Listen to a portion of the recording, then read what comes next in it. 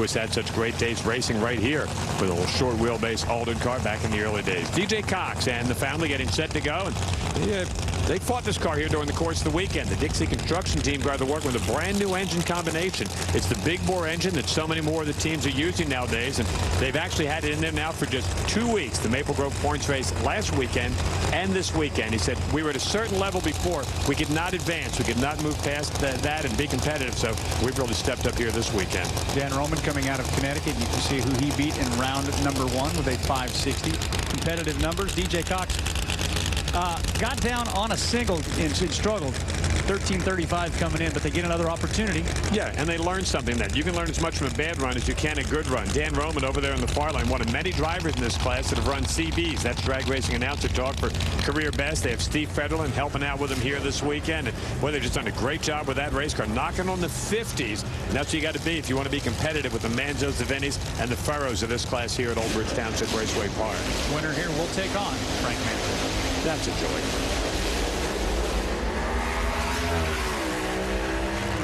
Well, DJ Cox struggled out of the gate. Dan Roman goes 564, 256 miles an hour. As Cox just now getting down to the finish line. So it will be Dan Roman and Frank Manzo.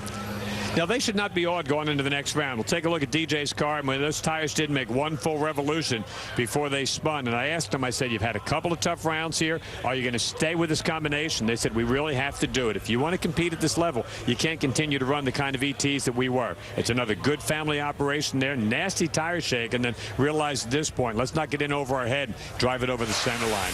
The Roman team just goes right on down the racetrack, goes into the next round. And the point I was making, don't be awed by Frank Manzo. It's going to be a nice round in the semifinals. Manzo does own a 600th performance advantage heading to the next round. He will pick his lane, as will Mickey Farrell. And for what it's worth, last year's race here in Englishtown was a Mickey Farrell, Frank Manzo final.